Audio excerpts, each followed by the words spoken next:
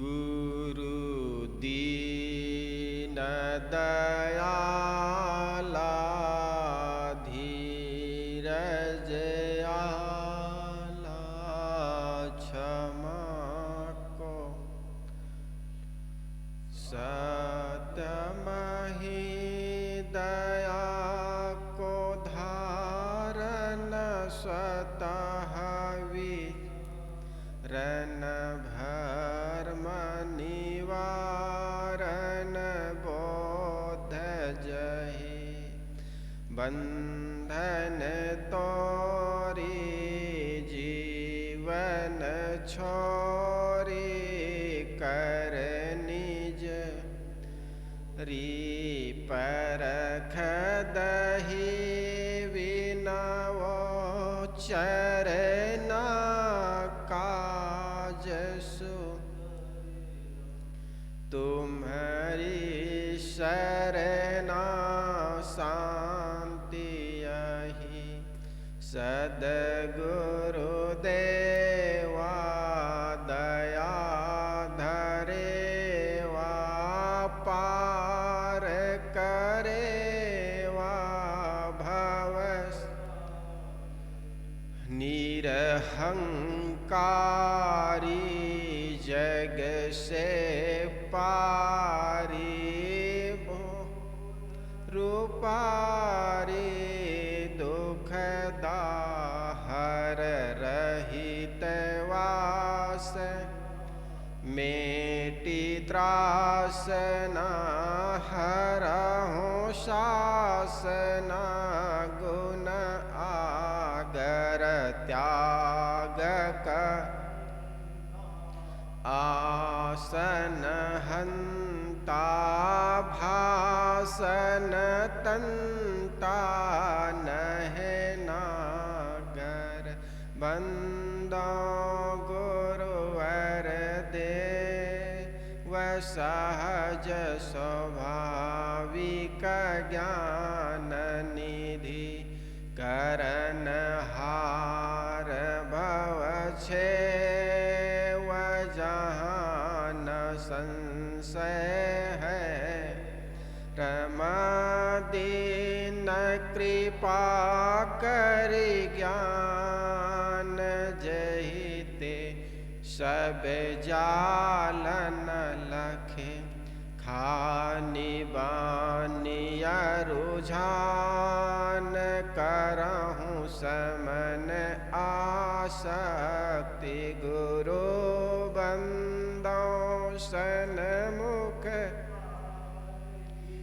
शेष भेंट धरु हाथ वचन उचारो बंदगे सत्य प्रेम के साथ साहे बंदगी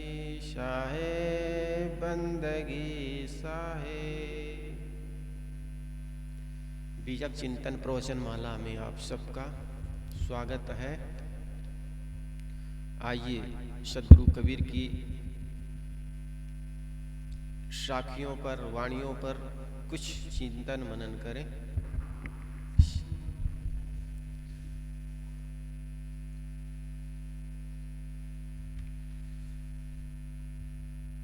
एक 161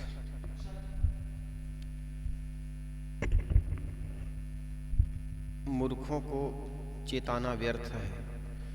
मूर्ख के सिखलावते ज्ञान गांठी का जाय कोयला होय ना उजरा जो सौमन साबुन लाय।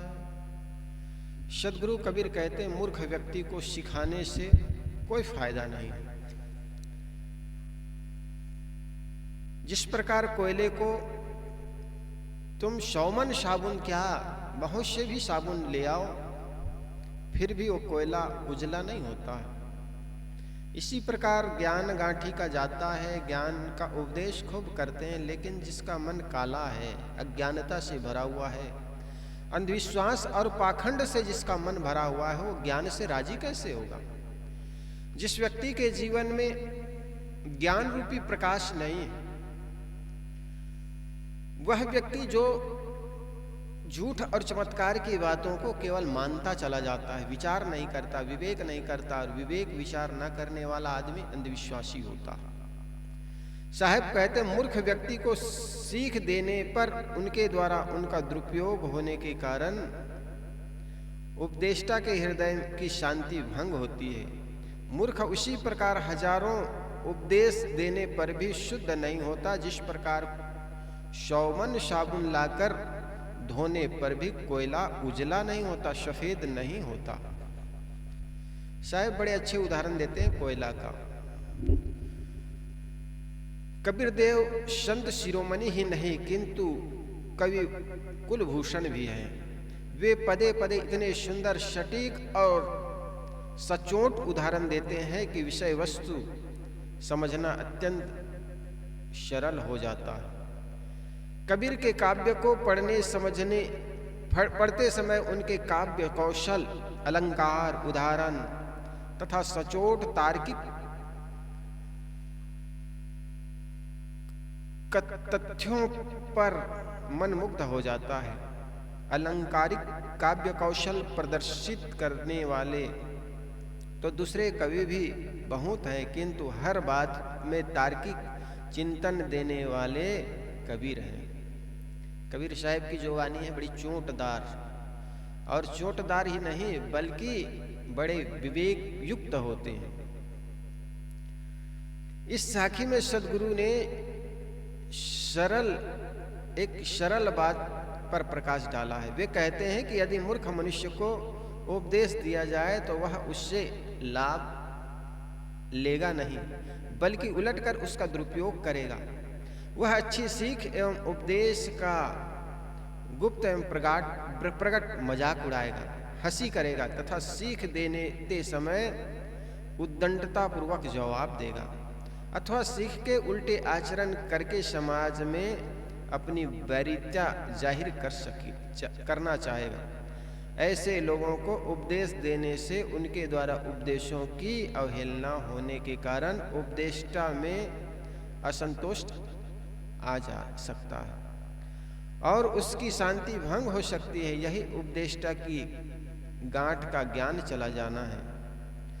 उपदेष्टा चला मूर्ख को शांति देने तो उनको कोई लाभ नहीं हुआ, उल्टे उपदेष्टा की ही शांति भंग हो गई। आप जानते हैं कि कोयला के भीतर से बाहर तक स्वरूपतः काला होता है। उसे सौमन साबुन लगाकर पानी से धोया जाए तो वह उजला होने वाला नहीं है। मूर्ख की यही दशा है। वे भीतर से बाहर तक काले कोयले है, वे शुद्ध नहीं हो सकते, चाहे उन्हें लाख उपदेश दिए जाए। यह कहा जा सकता है कि कोयला तो जड़ है किंतु मनुष्य चेतन है। वह अपनी दृष्टि बदल दे तो अवश्य सुधर जाएगा। वह तर्क ठीक होने पर भी कहना पड़ता है कि कुछ लोग ऐसे होते हैं जो हजार सीख देने पर भी सुधर नहीं सकते। यह कभी मनीषियों का अनुभव है। कबीर साहब के परवर्ती गोस्वामी तुलसीदास जी महाराज भी कहते हैं, मूरख हृदय न चेत जो गुरु मिले विरंच सम। विरंच कहते हैं ब्रह्मा के समान भी गुरु मिले तो भी मूर्ख का हृदय शुद्ध नहीं होता, चेतता नहीं। फूले फलय न वेद यद्यपि सुधा बरसे जल। वेद का जो झाड़ होता है वो फूलता फलता नहीं, चाहे उसमें तुम अमृत की सुधा की ही वर्षा कर दो तो भी वो फूलने वाला नहीं। गोस्वामी जी ने तो इस सोरठा में इतना ही बताया कि मूर्ख श्रेष्ठ गुरु द्वारा भी नहीं चेत सकता। कबीर साहब ने उक्त साखी में कहा कि वह चेत तो सकता ही नहीं, उलटकर चेताने वाले की ही शांति भंग होगी। यह तथ्य है। गुरुजनों को चाहिए कि शिक्षा पर क्रोध प्रकट करने तथा उनकी अवहेलना करने वाले शिष्य का परित्याग करें। कोयला होए न उजरा जो सौमन साबुन लाए। इस कथन पर यह प्रश्न किया जा सकता है कि कोयला सौमन साबुन से उजला नहीं होगा तो क्या सौमन से ज्यादा साबुन लगाने से उजला हो जाएगा? उत्तर में साधक समझना चाहिए कि जहां सौमन वजन साबुन से मतलब नहीं है, यहाँ पर सौमन साबुन से मतलब नहीं कि सौमन से ज्यादा लगाने से शायद उजला हो जाए, ऐसी कोई बात नहीं है। यहाँ सौमन साबुन भी एक मुहावरा हो गया है जिसका लाक्षणिक अर्थ है चाहे जितना साबुन लगाएं वह भी कोयला उजला नहीं होगा। इसी प्रकार मूर्ख को भी 100 बार नहीं 1000 बार भी समझाओ लेकिन सुधरने वाला नहीं है।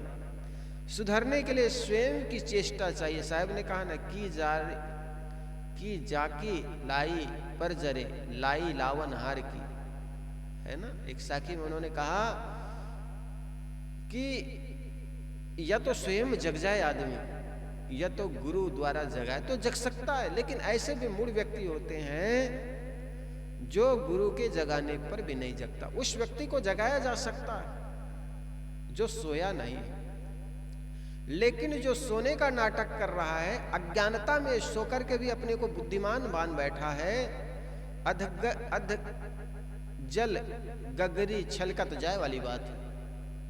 पूर्णता ज्ञानी को भी समझाना सरल है और एक नादान बिल्कुल अनाड़ी को भी समझाना सरल है, लेकिन जिस व्यक्ति को ज्ञान होने का भ्रम है उस व्यक्ति को समझाना बड़ा मुश्किल है। हम सब जानते हैं इनको कुछ नहीं आता, ऐसा जिसके मन में भरा हुआ उस व्यक्ति को समझाना बड़ा कठिन है। इसलिए साहब कहते सौमन साबुन ला करके भी कोयला उज्जवल नहीं होता। ठीक इसी प्रकार मूर्ख हृदय व्यक्ति है, अज्ञानता से अंधकार से भरा हुआ व्यक्ति है, ज्ञान का उदय जिसके हृदय में नहीं हुआ उस व्यक्ति को प्रकाशित नहीं की जा सकती, ज्ञान का प्रकाश नहीं दिया जा सकता। इस प्रकार साहब जी कहते हैं कई बार ऐसा होता है कि फलाने व्यक्ति को हम समझा देते समझ जाता, लेकिन मूर्ख हृदय न चेत जो गुरु मिले विरंची सम, है ना। सदगुरु कबीर ने बड़ी अच्छी बताई कि सौमन साबुन लाए कोयला उजरा न हो। आगे साहब 162वें नंबर की साखी में कहते हैं मूढ़ कर्मिया मानवा नख सिख परख पाखर आय, नख सिख पाखर आय। मूढ़ कर्मिया मानवा नख सिख पाखर आय, 12 बाहन हारा क्या करे जो बानन लागेला ताय। साहब कहते हैं मूढ़ता का आचरण करने वाले मनुष्य के तो एड़ी से चोटी तक मूर्खता ही झूल पड़ी है। मूढ़ कर्मिया मानवा नक्सिक पाखर आय, मूर्खता से मूर्खता की झूल पड़ी है। फिर ज्ञान उपदेश रूपी बाण चलाने वाले उपदेशक संत गुरु क्या करे जब मूढ़ श्रोता को एक बाण ही नहीं लगता। ऐसा होता है ना, मूर्ख व्यक्ति में एक बाण भी नहीं लगेगा ज्ञान का, जब पहिरे जब बख्तरी पहना हो, कवच पहन लिया हो अज्ञानता का, उसको बाण कैसे लगेगा। पूरा काल से जब सैनिक हाथी घोड़े पर बैठकर और धनवा बाण चलाकर लड़ते थे, तब से स्वयं लोहे का बख्तर बनाते थे और हाथी घोड़े को भी लोहे की झूल पहना देते थे, जिस शत्रु के बाण उनके अंगों को न भेद सके। सद्गुरु कहते हैं कि मूर्ख मनुष्य मानो अपने सर्वांग में मूर्खता एवं हठता की झूल पहन रखा है। उसको चाहे जितना उपदेश करो उस पर कोई प्रभाव पड़ने वाला नहीं है। यहाँ सद्गुरु उपदेष्टाओं को यह बताना चाहते हैं कि जो मूर्ख अत्यंत हठी एवं सर्वथा अपात्र है, उसको चेताने के पीछे मत पड़ो, जिससे उनका कोई लाभ होने वाला नहीं और तुम्हारी हानि है।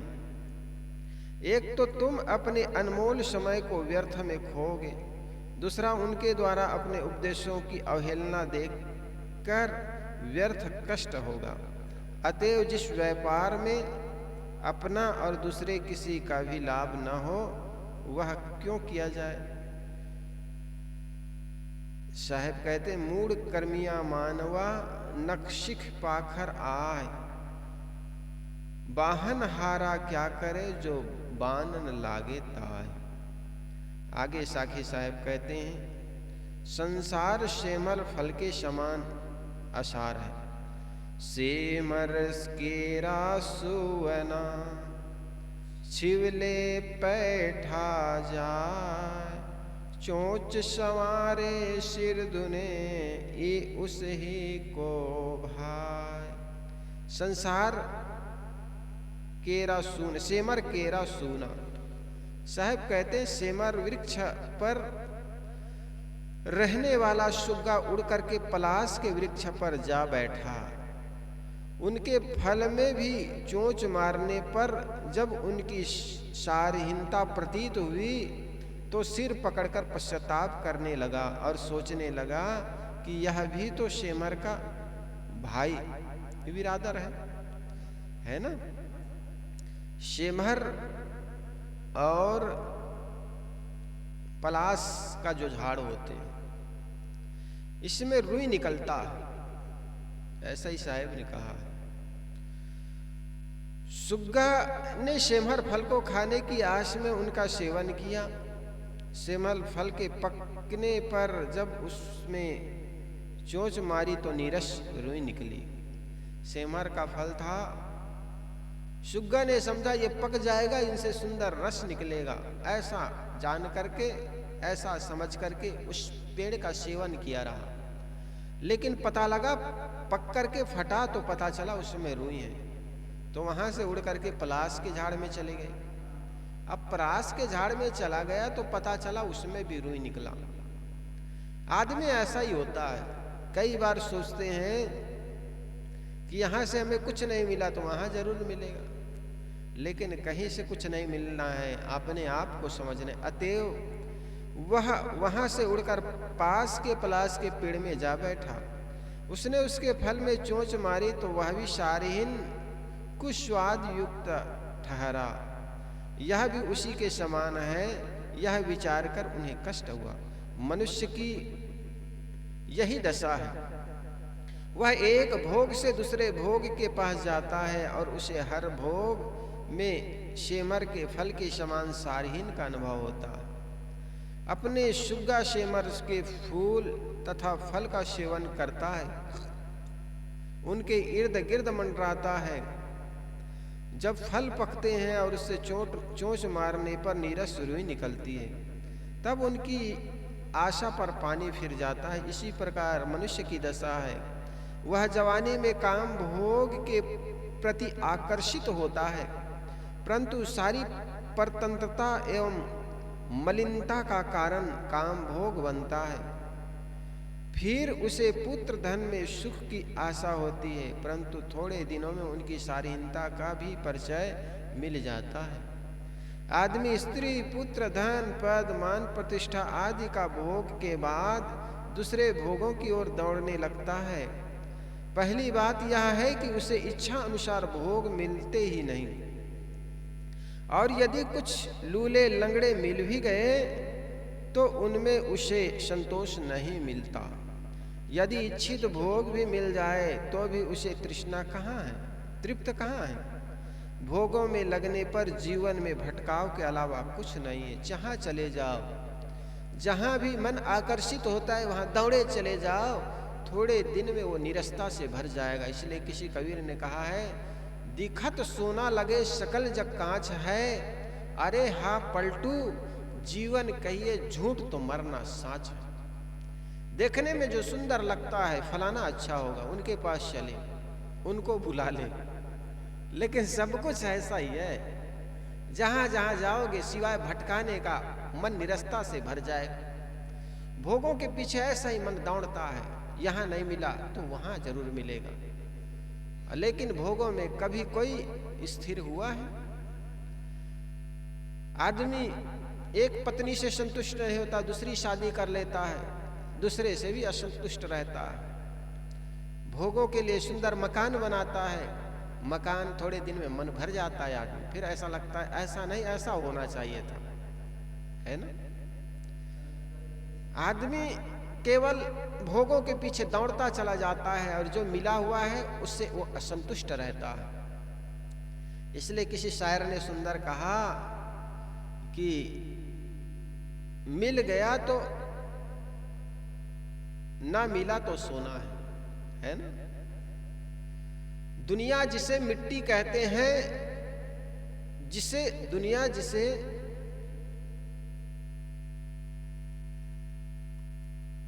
मिट्टी का खिलौना है, दुनिया जिसे कहते हैं मिट्टी का खिलौना है, मिल जाए तो मिट्टी है, ना मिले तो सोना है। मिल गया तो लाख खाक का हो जाता है। एक संत था, एक घर भोजन करने गया, भोजन करने गया तो सब कुछ खिला रहे, लेकिन पापड़ जो पड़ा है उसको माँ का ध्यान नहीं है। अब ये बेचारी खूब माल पुआ हलवा सब खिला रहे हैं, गुरु जी ये खाइए, गुरु जी ये खाइए, और साधु का मन पापड़ में टिका हुआ है। और सब चीज तो दे रही, पापड़ नहीं दे रही, दूर पड़ी। तो उन्होंने एक युक्ति उनको सूझी, एक उपाय उनको सूझा। कहने लगे, माता जी आज आपका दर्शन हो गया, बड़े सौभाग्य से। क्या बताएं, रास्ता में हमें एक सर्प मिल गया था। सर्प कहते, माता तो एकदम चौंक गई। अरे बाप जी, सर्प कितना बड़ा था? अरे माता जी वो पापड़ रखा है ना, और यहां से वो पापड़ इतना। तो माता जी जल्दी, अरे अरे पापड़ बुड़ गए, पापड़ बुड़ गए। तो माता जी हम पापड़ थोड़े कह रहे हैं, जो न मिले वो लाखों का लगता है, मिल जाए जो मिल जाता है लाख का मिल जाता है वो कौड़ी का लगता है, और कौड़ी का नहीं मिला वो भी कौड़ी का लाखों का लगता है। तो ऐसा ही मन की दशा है। जिस भोग के लिए हम पीछे दौड़ते हैं, जब तक नहीं मिला हुआ है तब तक लगता है ये मिल जाए तो जीवन में संतोष, और जब मिल जाता है तो वही दुर्गंधी आने लगती है, पसीने की गंध, है ना। एक कुंवारा लड़का जब तक शादी नहीं हुई तो ऐसा लगता है स्वर्ग, शादी हो जाए तो स्वर्ग। और खूब शादी में किराए का बैंड, किराए के कपड़े, किराए की गाड़ी, किराए के जूते, यार मित्र आगे पीछे नाच रहे हैं, इतना सुंदर लगता। और जैसे ही शादी हो गई, 2-4 साल बीत गया, बस घर में महाभारत शुरू। कहीं बच्चे का ड्रेस, तो कहीं पत्नी बीमार, तो कहीं पानी छत से पानी चुरा है। अनेक कठिनाइयों का झमेला आदमी के सामने। इसलिए साहब कहते हैं, एक भोग को छोड़ करके दूसरा भोग में जाता है। जिस प्रकार सुग्गा सेमल के फल से जब रोई निकला तो उनका मन निरस्ता से भर गया। ये सोच करके चलो दूसरी जगह जहाँ भोग मिलेगा, वो चला गया पलाश के झाड़ में, और पलाश के झाड़ में भी सफेद सफेद रुई निकला। ठीक ऐसा ही व्यक्ति का मनः दशा का वर्णन करते हैं साहब। किसी भी उदाहरण देने में साहब बड़े अच्छे ढंग से उदाहरण प्रस्तुत करते हैं। सेमहर सोना बेगी तजू, तेरी घनी बिगरची पाख, ऐसा सेमर जो सेवै, जाके हृदय नाही आँख। हे सुग्गे, सारहीन फल वाले सेमर के पेड़ को शीघ्र छोड़ दे। सेमर की रुई में तेरे पंख बहुत उलझ गए हैं। ऐसे निरस सेमल फल का सेवन नहीं वही करता है जिसके हृदय में विवेक की आंखें नहीं होती। वैराग्य प्रवर सदगुरु कबीर की दृष्टि पारदर्शी है। पारदर्शी जानते हो, जो आर पार दिखता हो। आईना में केवल अपने को देखते हो, लेकिन शीशा के सामने जो कांच होता है ना, आर पारदर्शी जो कांच होता है वहां खड़े हो जाओ तो उस पार की वस्तु दिखाई पड़ती है, उसको कहते हैं पारदर्शी। वैराग्य प्रवर सदगुरु कबीर की दृष्टि पारदर्शी है। वे संसार के विषयों में डूबे हुए मनुष्यों को सावधान कर रहे हैं कि हे मनुष्य, तू इस नीरस भोगों की शीघ्र छोड़ दे। जिन ज्ञान वैराग्य के पंख से तू उड़ करके भवसागर में से भाग सकता है, वे विषय शक्ति में उलझ गए हैं। जिस ज्ञान और वैराग्य के पंख से तू उड़ करके भवसागर से पार हो सकता है, वे विषय शक्ति में उलझ गए हैं। आदमी जितना भोग तथा संसार की आशा तृष्णा में डूबता है, उतना ही संसार में उलझता है। संसार में उलझकर उसे दुख तथा पश्चाताप के सिवाय कुछ नहीं मिलता। संसार के बड़े बड़े कहे जाने वाले ऐश्वर्य अंत में मिट्टी में मिल जाते हैं। उनके मोह तथा अध्यासवश जीव को केवल दुख एवं भवबंधन मिलते हैं। जैसे सेमल के फल तथा फल फूल केवल देखने में मोहक और आकर्षक लगते हैं, परंतु उनमें सार कुछ नहीं है। वैसे धन परिवार मान बड़ाई तथा संसार के ऐश्वर्य देखने में आकर्षक लगते हैं, परंतु अंत में उसमें कुछ भी सार नहीं है। सद्गुरु कहते हैं कि हे मूढ़ सुग्गे, तू शीघ्र सेमल को छोड़ दे। अर्थात हे मूढ़ मानव, तू जल्दी से इस दिखावे से भरे संसार का मोह छोड़ दे। जिन मायावी प्राणी पदार्थ के मोह में तू मूढ़ बना है, वे अंततः कुछ नहीं है। संसारिक माया की निरस्ता के लिए सेमल के फल फूल के उदाहरण समान दूसरा क्या हो सकता है। इतने पर भी हमारी आंखें न खुले तो तुम्हारा क्या उपाय। कुत्ते 10 बार डंडे खाकर भी हंडी में मुख डालते हैं। क्या हुआ? कौन मशीन ये चल रहा है?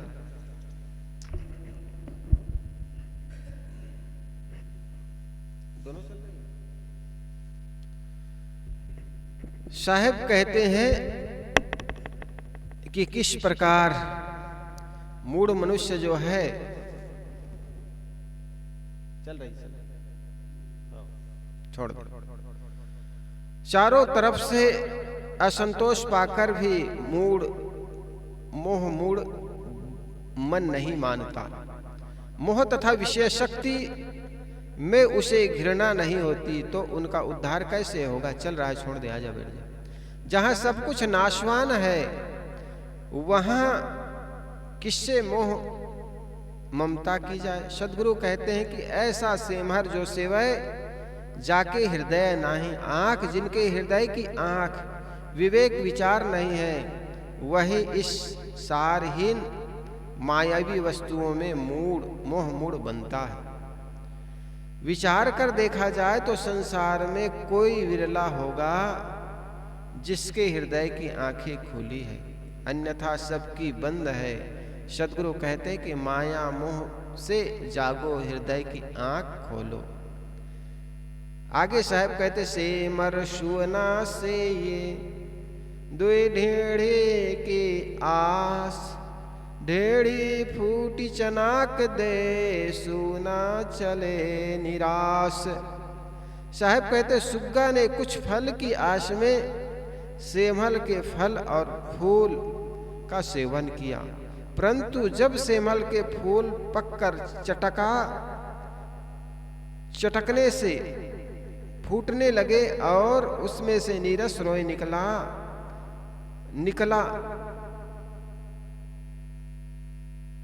तब वो उड़ने लगे।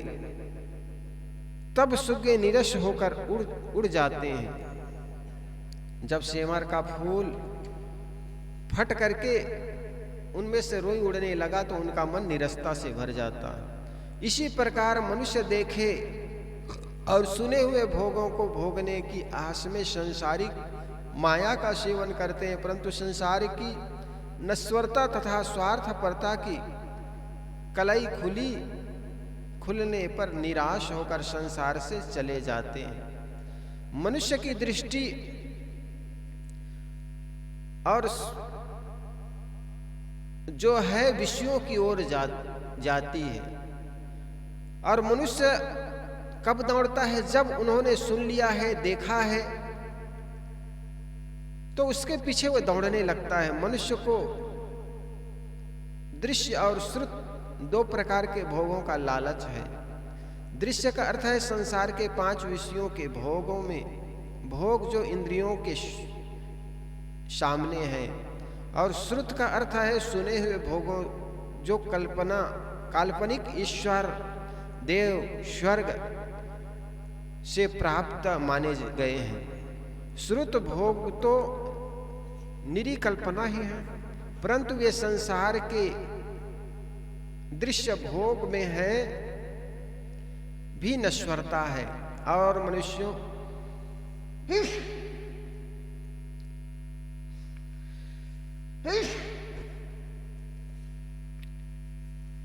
श्रुत भोगों तो निरीह कल्पित ही है, परंतु जो संसार के दृश्य भोग है वे भी नश्वर एवं मनुष्यों को निस्वार्थपरता में पड़े हुए चारों तरफ से खींचता है, चारों तरफ से खींचतान है। शरीर के गुजर के लिए सबको श्रम करना पड़ता है और उसके लिए साधन जुटाना पड़ता है। यह आवश्यक है, जिनके बिना जीवन नहीं चल सकता। जीवन निर्वाह का धंधा करना बंधन नहीं बनता। जीवन निर्वाह के अलावा इंद्रियों के भोग, प्राणी पदार्थ से मोह, ममता तथा भोग लालच, ये सब जीव के लिए फांसी बनते हैं। मनुष्य का देह निर्वाह तो थोड़ी सी चीजों में हो सकता है, वह भोगों के लालच में मारा जाता है। विमोहित मानव संसार के भोग, संसार के प्राणी पदार्थों में स्थायी सुख ढूंढता है, जो आकाश कुसुम के समान असंभव है। संसार के प्राणी पदार्थ से केवल शरीर निर्वाह होता है। मन का स्थायी सुख तो मन की निर्मलता, स्वच्छंदता एवं एकाग्रता में है।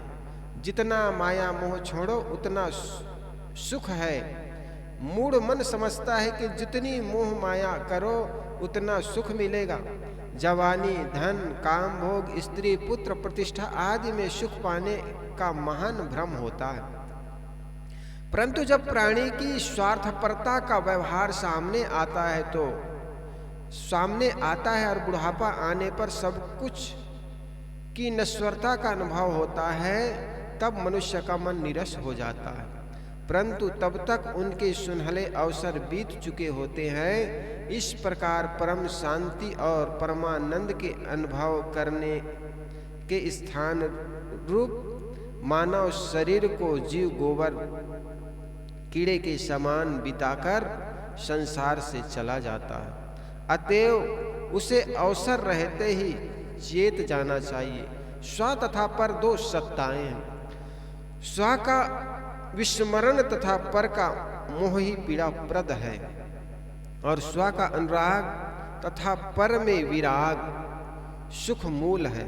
संसार से पूर्ण अनासक्त होकर स्वरूप स्थिति में ठहरने से ही जीव स्थायी सुखी हो सकता है। अगर जीवन में स्थायी सुख चाहते हैं तो जो पर है उसको त्याग कर दें और स्व में मन को लगाएं, अर्थात अपने स्वरूप का बोध करें, तो निश्चित जानिए परम शांति की उपलब्धि होगी। बोलिए सद्गुरुदेव।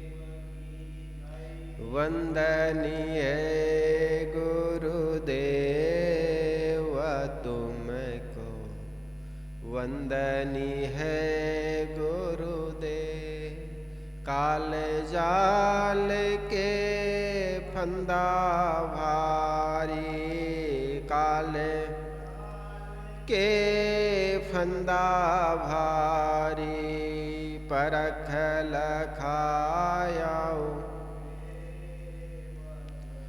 को वंदनी है गुरुदेव, वंदनी है गुरुदेव तुमको, वंदनी है गुरुदेव।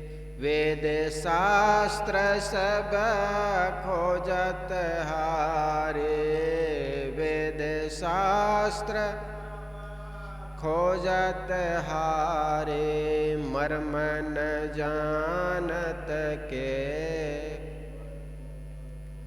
वंदनी है गुरुदेव, वंदनी है गुरुदेव तुमको, वंदनी है।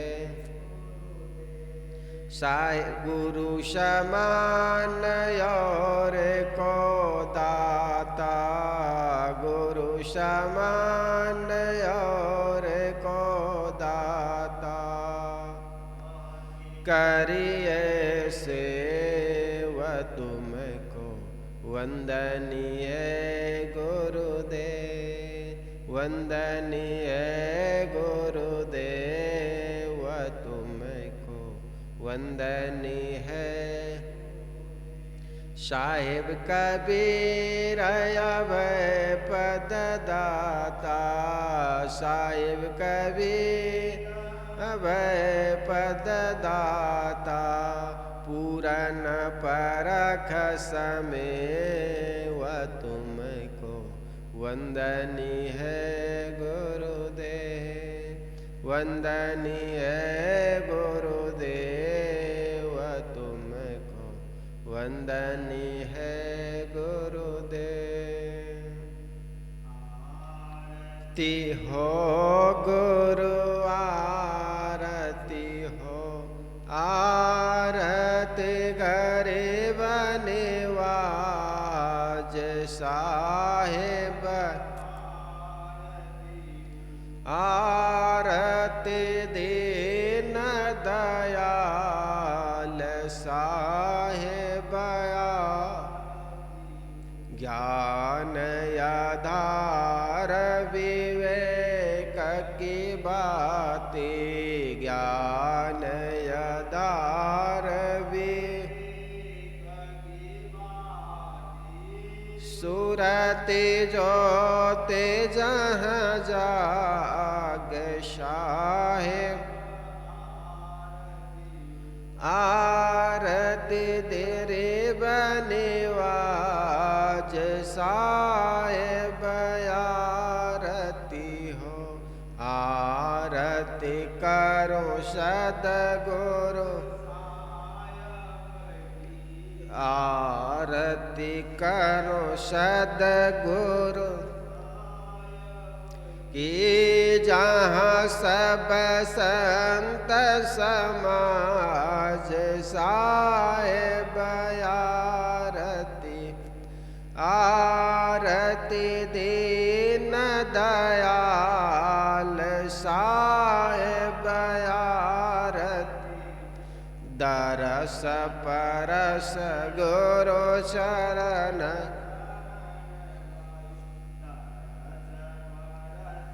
गुरु चरण शरण भयो टूट गया हो या मैं, हे आरती हो, आरती गरीब निवाज